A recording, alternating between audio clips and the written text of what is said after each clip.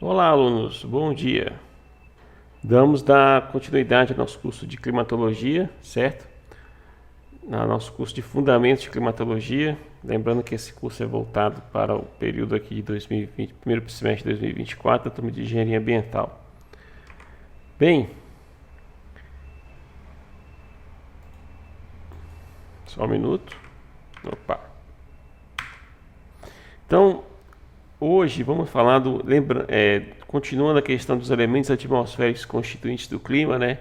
Na verdade, não temos um. Sempre tem que deixar em destaque que quando se diz elementos atmosféricos, esses elementos atmosféricos ele tem que ser utilizado entre aspas, tá? Que, na verdade, são parâmetros atmosféricos ou variáveis atmosféricas que influenciam o clima ou que são utilizados para caracterizar o clima, certo? Então essa é a frase mais correta a ser empregada aqui nessa apresentação, nesse slide. Então, nas últimas aulas já falamos da temperatura, certo? Falamos um pouco de umidade relativa e agora vamos falar de precipitação, certo? Mas então, o que é a precipitação? Né? 3 perguntas aparecem aqui. A primeira é exatamente essa: o que é a precipitação, certo? Toda precipitação é chuva, né, no sentido mais comum, literal, né, no linguajar mais literal possível, é chuva. E como se dá a precipitação, ou seja, quais são os mecanismos que desencadeiam a precipitação? Então, primeiramente, vamos responder a primeira pergunta: o que é a precipitação? Certo?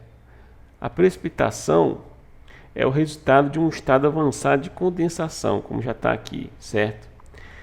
Essa precipitação está relacionada ao que? A materiais precipitantes ou materiais que estão suspensos na atmosfera, certo? Esses materiais podem sofrer um processo de deposição, né? Eles podem ser o que? Eles estão relacionados com um processo em que, devido à ação gravitacional, esses objetos eles se tornam o que? Precipitantes, certo? Eles vão se tornar precipitantes. Então, dentro desses materiais, né, desses aerossóis presentes na atmosfera terrestre, além da própria atmosfera ser constituída por moléculas e partículas, temos o vapor d'água, certo? E esse vapor d'água, na escala molecular, ele vai fazer o que? Ele vai entrar em contato com um outro material particulado, um outro particulado, certo? Uma outra partícula, uma outra molécula, chamada de núcleo de condensação. Esse núcleo de condensação, ou uma partícula que tenha uma característica que é chamada de afinidade higroscópica, né, é o que? Ela é uma partícula que vai servir como um núcleo de condensação, certo? Então, aquela molécula de água, estamos falando no estado molecular ou até mesmo microscópico, né? Estado molecular. Ela vai fazer o que? Ela vai se juntar com outra molécula e essa molécula de água, ela vai fazer o que? Ela vai, como se diz, literalmente, ela vai grudar nessa outra partícula, chamada partícula higroscópica, que tem uma afinidade de atrair água, né? No caso aqui é o vapor d'água já condensado, certo? Só que no estado molecular. E aí depois ele sofre um processo de condensação, né? No caso aí é aquele vapor, à medida que ele está numa certa temperatura e uma certa condição de pressão atmosférica, ele começa a sofrer um processo de condensação. E uma vez que essa partícula começa a crescer, né, ela vai juntar, vamos dizer, ela vai atrair mais outras gotículas de água, tudo isso na escala molecular. Só que chega um ponto que ela ultrapassa um limite, e esse limite faz o quê? Esse limite esse limite faz com que a gotícula de água ela consiga vencer, digamos assim, a questão do empuxo, porque ela fica suspensa na atmosfera. Nesse momento que ela começa a ficar suspensa na atmosfera, é porque existe um equilíbrio entre o empuxo, no caso, não propriamente dita essa palavra, ela está relacionada com o quê? Com a flutuação, né? A flutuação de ascensão. Então, ela consegue vencer esse empuxo, só que ela consegue vencer esse empuxo por causa de quê? Da ação gravitacional que atua sobre aquela partícula, né? Então, o que acontece? A ação gravitacional, a força gravitacional atuando sobre essa partícula, ela prevalece em relação ao termo de flutuação, né, dessa partícula, que a gente já está falando aqui dessa gotícula de água, ainda assim num estado molecular. E aí o que acontece? E aí a força gravitacional supera a força de empuxo, né, ou o termo de flutuação. E aí o que acontece? Essa gotícula, que ainda na escala molecular, ela começa a precipitar em direção à superfície. Só que nesse processo que ela está caindo, o que vai acontecer? Ela vai começar a colidir com outras partículas que podem ou não estar, digamos assim, suspensas, certo? Esse processo chama-se processo de coalescência, é o mecanismo de coalescência. Então, o primeiro passo para acontecer uma precipitação é o que? A microgotícula de água, ela precisa, digamos assim, literalmente grudar, né, vamos dizer assim, se fundir com uma outra partícula que não seja a água, né, não seja uma partícula de vapor d'água,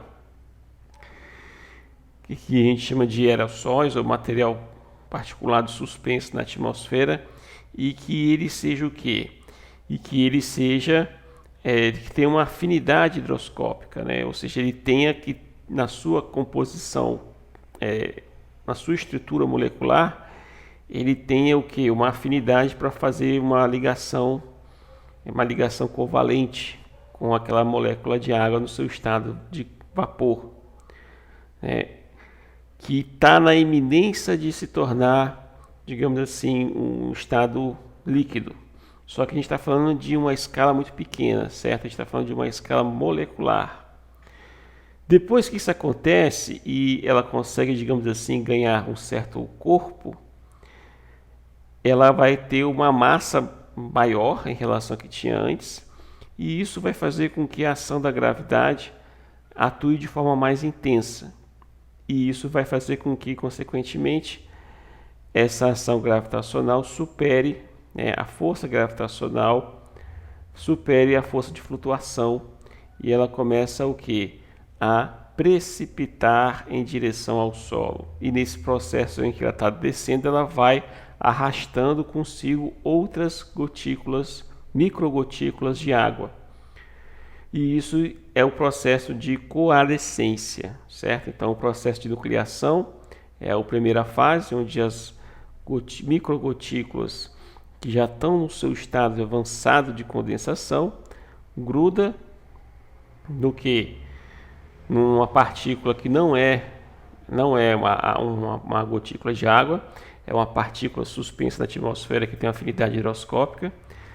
Depois ela ganha um certo volume, um certo corpo, uma certa massa, a ponto de que a ação gravitacional atue, fazendo com que ela supere a força de flutuação. E aí já entra no segundo processo, que é o processo de coalescência. Ok? Então, temos aqui esses dois mecanismos, né?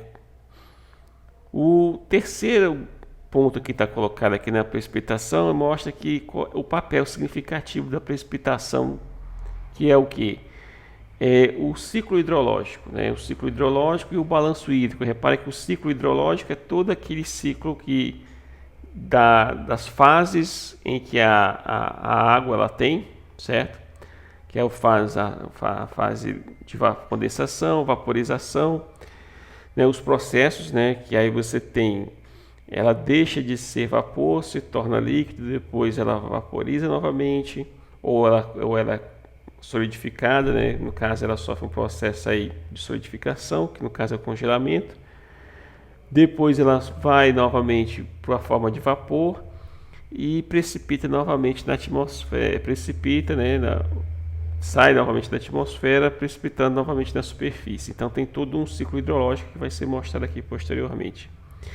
E ela é um componente extremamente importante. O parâmetro de precipitação pluviométrica, ela é um parâmetro muito importante para você definir o balanço hídrico de uma determinada região e, consequentemente, como fomos ver nos últimos períodos, né, nas últimas aulas, o balanço hídrico também é um papel importante para você fazer, caracterizar climatologicamente, né, uma determinada região.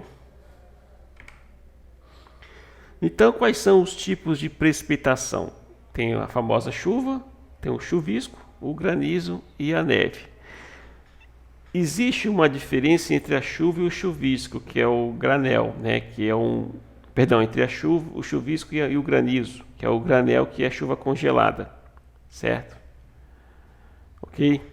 Que a gente vai falar depois aqui. Então, a característica de chuva, como vocês estão observando aqui, precipitação de partículas de água líquida sob a forma de gotas com diâmetro mínimo de 0,5 milímetros e velocidade de queda de 3 metros por segundo. Essa é a primeira característica de chuva, né, da chuva pluviométrica que conhecemos, ok? No caso aqui, a gente observa o seguinte, que estamos falando de um diâmetro muito pequeno, 0,5 milímetros, ou seja, é meio centímetro, né, é meio centímetro, ok? É muito baixo, 0,5 milímetros. Lembrando que 1 centímetro tem 10 milímetros. Então a gente está falando da metade de 1 milímetro. Então, corrigindo o que eu acabei de falar, eu tinha dito que era meio centímetro, não é meio centímetro, certo? É o que? É 0,5 milímetros. Ou seja, é um diâmetro muito pequeno, que quase você não consegue enxergar a olho nu. É praticamente muito, muito baixo. Okay? Então, essa velocidade que ele vai ter é uma velocidade de 3 metros por segundo, certo? Então, isso já é considerado chuva. As gotículas de nuvem, elas estão entre uma temperatura de 0 graus Celsius a menos 2 graus Celsius. E nessa temperatura elas não solidificam, porque elas se encontram num estado chamado de estados super resfriadas, certo? E aí o que acontece? Essa água ela vai se encontrar com essa temperatura, ela vai estar abaixo do seu ponto de congelamento, certo? Que é 0 graus Celsius. Mas ela não congela. A gente diz que ela está super resfriada, certo? Mas aí qualquer energia externa, ela vai e congela rapidamente. É quase que instantâneo. Quase, não é instantâneo. Vai depender de cada situação específica. Então, essa é a faixa para você ter a precipitação. São duas características. Você tem que ter uma gotícula com 0,5 milímetros de diâmetro, uma velocidade de queda de 3 metros por segundo e a temperatura da nuvem, onde essas gotículas se encontram, a temperatura ambiente, vamos dizer assim, tem que estar entre um valor de 0 graus Celsius e menos 12 graus Celsius, certo? E nessa situação ela vai se encontrar no estado super resfriado. O chuvisco. O chuvisco é quase parecido com o anterior, com as mesmas condições, só que o que muda é o que? É o diâmetro da gotícula de água. Ela é inferior a 0,5 milímetros, ou seja, é mais baixa ainda, certo? E a velocidade de queda é a mesma coisa, certo? Só que em termos de quantificação, o chuvisco, se você for medir dentro de um intervalo de 1 hora, o acumulado vai ser de 1 milímetro, certo? É de 1 milímetro por hora, ou seja, é um grau a menor, do que da chuva, O chuvisco ele não chega a ser uma chuva propriamente dita, é como se fosse uma semi-precipitação, certo? Ou uma precipitação muito fraca, certo? E aqui temos o granizo, certo? O que acontece com o granizo? O granizo é o seguinte: você tem uma solidificação muito rápida. Numa linguagem mais simples, ele tem um congelamento muito rápido, certo?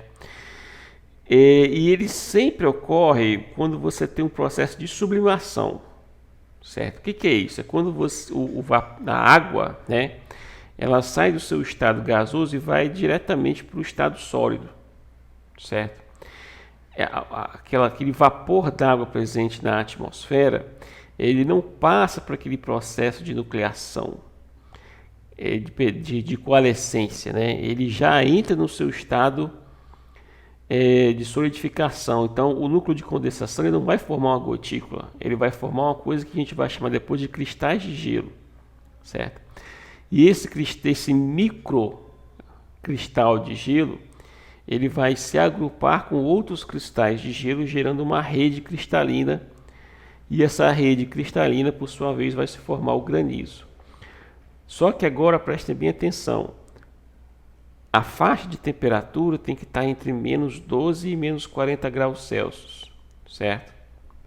Essa é a faixa para que você tenha um processo de formação de granizo, a temperatura ótima, né? É um intervalo ótimo de temperatura para que você tenha a formação de granizo, certo?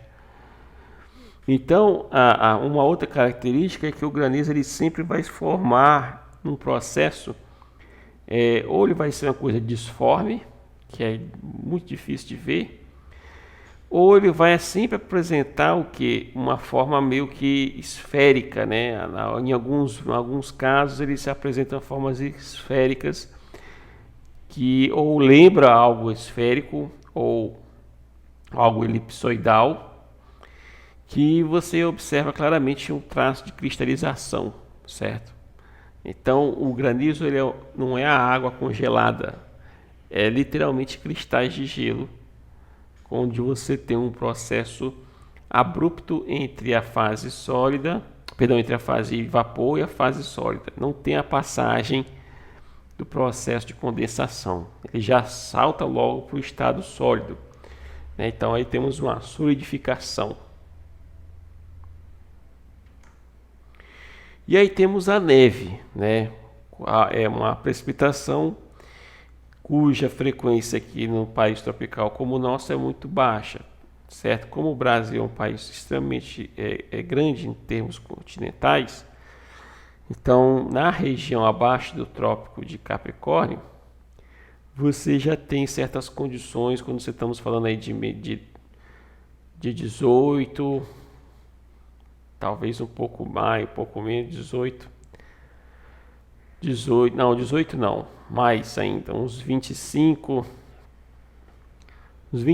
graus sul, mais ou menos entre 25 e 30 graus sul, você já tem um ambiente de latitude, né? Você já tem um ambiente mais propício à formação de neves devido a incursões de ar mais frios, né? Frentes frias, onde as temperaturas têm, digamos assim, condições favoráveis para influenciar na termodinâmica das frentes e, consequentemente, formar cristais de gelo suficiente para que haja a ocorrência de neve.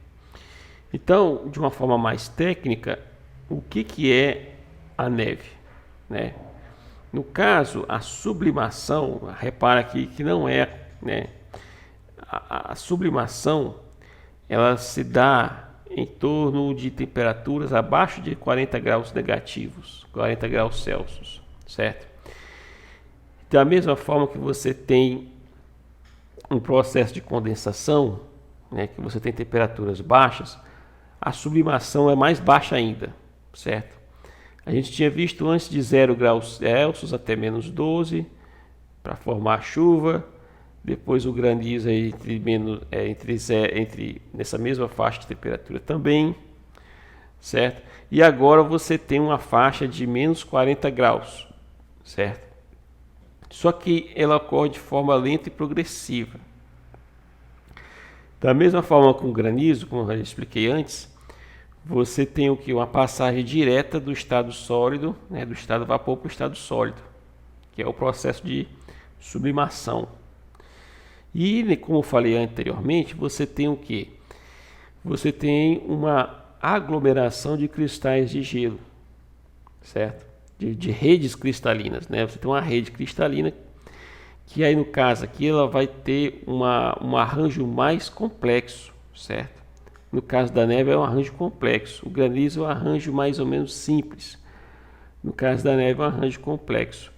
E essa estrutura ela vai sofrer o mesmo processo de coalescência e ela vai arrastando outros cristais de gelo e isso modula, de certa forma, o famoso floco de neve, né, que a gente conhece, o floco de neve. E esse floco de neve ele vai cair, vai precipitar, certo? Então, o que acontece? E aí ele vai perdendo um pouco da sua característica à medida que ele vai aproximando dos níveis mais baixos da atmosfera, certo? Uma vez que ele vai estar com uma temperatura um pouco maior em relação à temperatura, o nível onde ele estava, né? Em relação à temperatura do nível de sua formação, ok? Uma característica importante, como já falei, ele ocorre principalmente em regiões montanhosas, certo? E áreas de latitudes altas. A gente estava falando aqui de latitudes acima de 20, 25, certo? 25 graus sul para cima. E regiões de altitude, certo? Grandes serras, certo? Regiões de grandes serras que tem uma incursão maior de frentes frias mais fortes, né? De um ar frio mais forte. Todas essas questões relacionadas com frentes frias e condições termodinâmicas para que ocorram isso, a gente vai falar isso posteriormente no decorrer do curso, da disciplina, certo? Por isso que é mais fácil você ver neve nas regiões do estado de Santa Catarina e no Rio Grande do Sul, porque, por exemplo, em São Paulo, no Rio de Janeiro, certo? Ou regiões do estado do Sudeste, ou em outras regiões do estado do Sudeste. Por quê? Porque aqui já temos latitudes mais baixas em relação a esses dois outros estados da região sul do país, né? E aí tem a ver com a questão, como eu falei para vocês, da dinâmica e da termodinâmica associada à passagem de frentes frias, né? Como que elas influenciam a atmosfera dessas regiões. Bem, como que a gente analisa a precipitação, né? Como que a gente você tem a quantificação, né, que vai ser dada pela medição, e você tem o que? Você tem a unidade respectiva da precipitação. No caso aqui, temos as escalas temporais que são utilizadas, né? A unidade básica da precipitação é o milímetro, depois eu vou explicar o que significa 1 milímetro, certo? Qual é o impacto disso. Mas antes vamos falar um pouquinho da escala, das escalas, como se diz, da escala horária, né? Da escala temporal. Então temos a escala horária, que é o período de 1 hora. Então, choveu, um exemplo, choveu 50 milímetros em 1 hora. Isso é uma precipitação, considerada precipitação severa, né? Porque qualquer chuva acima de 50, entre 50, alguns autores divergem, né? Alguns falam que é 50, outros falam que é 60 e tem outra na literatura você vê até 70. Mas há um consenso aí entre esses três valores que uma chuva acima de 50 milímetros dentro de um intervalo de 1 hora já é considerado precipitação, precipitação acima do normal, né? Uma precipitação forte ou evento severo. Então, num período de 24 horas, você faz aquele acumulado. Repare que não é uma média, é um acumulado. Você faz um acumulado ao longo do período de 24 horas. A pêntada, que é uma coisa quase que não é muito utilizada dentro digamos assim, para o público leigo, né? É algo mais relacionado com demandas específicas na área da agricultura, que já em relação a 5 dias. Você tem o semanal, que é 7 dias, que aí está mais relacionado também com o ciclo de produtividade, e o quinzenal, que é 15 dias. Na climatologia se utiliza muito o que? O mensal, né? Que é o período de um acumulado de 30 dias. Então você tem um aparelho, né? Que a gente vai falar dele depois, que é o pluviômetro, certo? Ele vai fazer o acumulado durante todo o dia, ele faz a medição horária. Aí ao longo daquele dia ele faz aquela média, perdão, aquela soma, que não é média, corrigindo aqui, é uma soma. Ele faz aquela soma diária, vamos supor, dia 1º de janeiro choveu tanto. Aí ele vai, guarda aquele valor, que é um valor respectivo para cada hora. No dia seguinte ele faz aquela mesma soma diária e vai fazendo aquele registro para cada hora. E aí para cada dia você vai ter o valor acumulado diário. No final do mês, no último dia do mês, acabou o último dia 31 de janeiro, quando acaba, que você tem um software, um programa, alguma coisa nesse sentido que vai fazer o quê?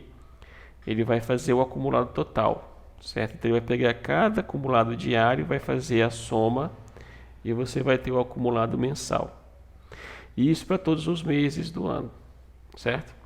Tem o semestral, que aí não é muito, digamos assim, quase utilizado, e tem o sazonal, que aí o sazonal é para você caracterizar se aquele período de inverno foi chuvoso, se o período de verão se o inverno foi seco, foi chuvoso, a mesma coisa para o verão, a primavera e o outono, certo? E tem o anual, que é a soma de toda a precipitação ao longo do ano, certo? Então você tem aí a precipitação anual. Esse também é utilizado em estudos climatológicos, certo? Você tem a precipitação anual, que também é muito utilizado em estudos climatológicos de uma determinada região. Por quê? Porque tanto o mensal quanto o sazonal e o anual, eles são utilizados para você fazer o estudo de balanço hídrico, que é algo que a gente vai falar posteriormente no decorrer da nossa disciplina.